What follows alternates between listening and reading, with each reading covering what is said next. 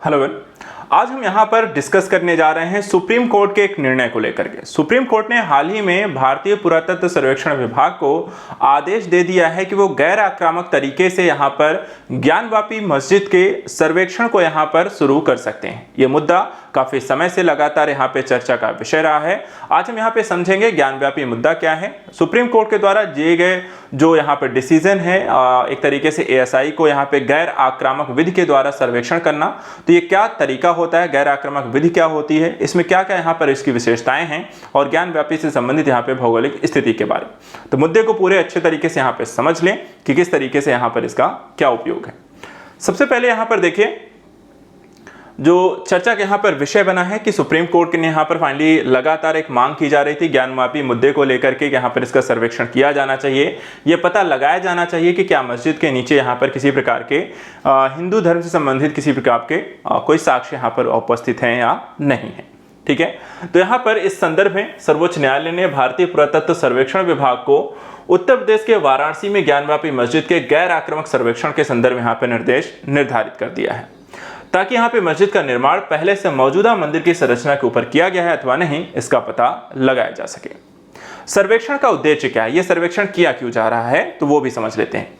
देखिए, सर्वेक्षण की मांग करने वाले जो याचिकाकर्ता हैं, उनका यह कहना है कि इस मस्जिद की जो नींव रखी गई वो एक मंदिर के संरचना के ऊपर रखी गई है और जिस कारण मंदिर के अंदर जो है कई हिंदू देवताओं की मूर्तियां और संरचनाएं यहाँ पे पाए जाने की काफी सारी संभावना है। न्यायालय ने कहा है कि भारतीय पुरातत्व सर्वेक्षण विभाग जो है वो ग्राउंड पेनेट्रेटिंग रडार यानी कि जीपीआर और कार्बन डेटिंग जैसी तकनीकों का यहाँ पर उपयोग कर सकती है और इसके माध्यम से पूरे ज्ञानव्यापी मंदिर का यहाँ पर एक व्यापक भौतिक सर्वेक्षण करने के लिए विशेषज्ञों की जांच समिति, यहाँ पर एक तरीके की 5 सदस्यीय समिति का गठन करने का निर्देश दिया। सर्वेक्षण से मस्जिद के नीचे के भीतर किसी मंदिर या अन्य हिंदू संरचनाओं का पता लगाने में सहायता मिलने की यहाँ पर उम्मीद है और यह पता लगाया जा सकेगा कि मौजूदा जो संरचनाएं हैं वो भी कितनी पुरानी हैं और इनका निर्माण यहाँ पर कब किया गया। इसके साथ साथ न्यायालय ने सर्वेक्षण प्रक्रिया की निगरानी, पर्यवेक्षण और किसी भी अनियमितता अथवा उल्लंघन के विरोध की रिपोर्ट करने के लिए यहाँ पे एक पर्यवेक्षक की भी नियुक्त की है। तो साथ ही यहाँ पर देखा जाए कि न्यायालय के आदेशों का किसी प्रकार का उल्लंघन न होने पाए, इसलिए यहाँ पे एक पर्यवेक्षक भी नियुक्त किया गया है ताकि वैज्ञानिक तरीके से इसका परीक्षण किया जा सके, न कि यहाँ पर किसी अन्य तरीके की यहाँ पे अनियमितता या अराजकता फैलाई जा सके। देखिए, पुरातात्विक पूर्वेक्षण की जो एक गैर आक्रामक विधि है, इसको भी समझिए। भारत में देखे जाए ऐसे कई स्थल हैं जहां खुदाई की अनुमति यहां पर नहीं है। ठीक है, आप खुदाई नहीं कर सकते हैं। इन निर्मित संरचनाओं के आंतरिक भाग की जांच हेतु प्रयोग में लाई जाने वाली विधि को ही यहां पर हम गैर आक्रामक विधि कहते हैं, जहां पर हम बिना खुदाई के या बिना किसी प्रकार के नुकसान पहुंचाए हम चीजों का पता लगाते हैं। विधियों के कौन कौन से प्रकार हैं, ग्राउंड पेनेट्रेटिंग रडार क्या होता है, यह भी समझ लीजिए, क्योंकि ये सारे संदर्भित चीजें हैं जो कि आपको पता होना चाहिए। सबसे पहले देखिए यहाँ पे कौन कौन सी विधियों का प्रयोग किया जाता है। एक विधि होती है जिसको हम कहते हैं सक्रिय विधि।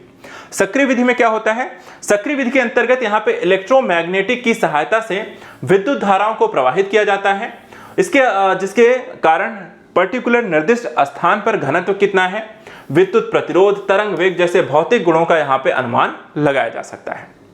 दूसरा होता है भूकंपीय तकनीक। इस तकनीक के माध्यम से यहाँ पर उपसतही संरचनाओं का अध्ययन करने के लिए शॉक वेव्स का हम प्रयोग करते हैं। तीसरा यहां पर देखिए आपको विद्युत चुंबकीय विधियां हैं, जिसमें हम इलेक्ट्रोमैग्नेटिक रूप से प्राप्त विद्युत चुंबकीय प्रतिक्रियाओं का यहां पे अध्ययन करते हैं, उनके माप के माध्यम से पता लगाने का प्रयास किया जाता है। एक और तरीका है जिसे हम कहते हैं निष्क्रिय तरीका। इसमें मौजूदा भौतिक गुणों की जांच करने में यह सहायता करता है। उसी तरीके से मैग्नोमेट्री जो होता है, यह नीचे दबी हुई संरचनाओं के कारण उत्पन्न होने वाली विद्युत चुंबकीय स्थितियों का पता लगाने में मदद करती है। और वहीं गुरुत्वाकर्षण सर्वेक्षण जो विधि है, इसके माध्यम से हम उपसतही विशेषताओं के कारण उत्पन्न होने वाले गुरुत्वाकर्षण बल की भिन्नता को माप करके उसका हम अध्ययन करते हैं और पता लगाते हैं। एक प्रक्रिया यहां पर देखा जाए ग्राउंड पेनेट्रेटिंग रडार यानी कि जीपीआर का भी यहां पर शब्द का प्रयोग किया गया। क्या होता है जीपीआर? जमीन के नीचे पड़े दबे पुरातात्विक विशेषताओं का 3D मॉडल बनाने के लिए पुरातत्व विभाग के द्वारा जीपीआर का यहां पर प्रयोग किया जाता है। ठीक है, तो 3D मॉडल जमीन के नीचे दबे हुए वस्तुओं का पता लगाने के लिए प्रयोग की गई तकनीक ही जीपीआर है। इसमें सरफेस एंटीना के माध्यम से एक संक्षिप्त रडार का आवेग प्रसारित किया जाता है और उसके बाद उपमृदा से प्राप्त होने वाली रिटर्न सिग्नल्स के माध्यम से उसकी समय और तीव्रता को मापा जाता है। इससे पहले की अध्ययन की यहां पर की जा रही वस्तु के ऊपर से एंटीना गुजरे रडार किरण एक संघ की तरह यहां पर फैलती है और प्रतिबिंब यहां पर आपको बना देती है, जिसके कारण आपको एग्जैक्टली यह पता चल पाता है कि नीचे क्या कैसा है। रडार किरणें एक संघ के आकार में फैलती हैं, जिससे बनने वाले प्रतिबिंब जो होगा वो कैसा होगा, प्रत्यक्ष तौर पर भौतिक आयामों के अनुरूप यहां पर नहीं होते हैं। तो एक तरीके से चीजें एग्जैक्टली तो नहीं होगा, लेकिन आपको काफी सारी यहां पे जानकारी जरूर दे देता है। इसके अलावा एक और विधि जिसके बारे में आप सुनते हैं, कार्बन डेटिंग विधि, जो कि कार्बनिक पदार्थों की आयु का निर्धारण करने के लिए कार्बन सामग्री के मापन के माध्यम से पता किया जाता है किसी की आयु कितनी है, किसी तत्व की, धातु की या फिर कोई भी वस्तु की, किसी का निर्माण कब किया गया और उसकी आयु कितनी है, इसका पता हम कार्बन डेटिंग विधि से करते हैं। चलिए बात करते हैं पुरातत्व सर्वेक्षण के विभिन्न तरीकों की सीमाएं यहां पर क्या क्या है। ठीक है, कितनी जानकारी यहां पर मिलती है, कितना यहां पर ये सटीक होती हैं और इससे कितना यहां पर रिजल्ट आपको मिलता है। सबसे पहले देखिए, विभिन्न पदार्थों के समान भौतिक गुण समान प्रतिक्रिया उत्पन्न कर सकते हैं, जिससे लक्ष्यों की पहचान करने में अस्पष्टता आपको देखी जाती है। अर्थात कई चीजों की वस्तुति समान होती है, समान रिफ्लेक्शन दे सकते हैं, तो आप अंतर करने में यहां पर नहीं आप बता पाएंगे कि कौन सी किस चीज का यहां पर रिफ्लेक्शन है।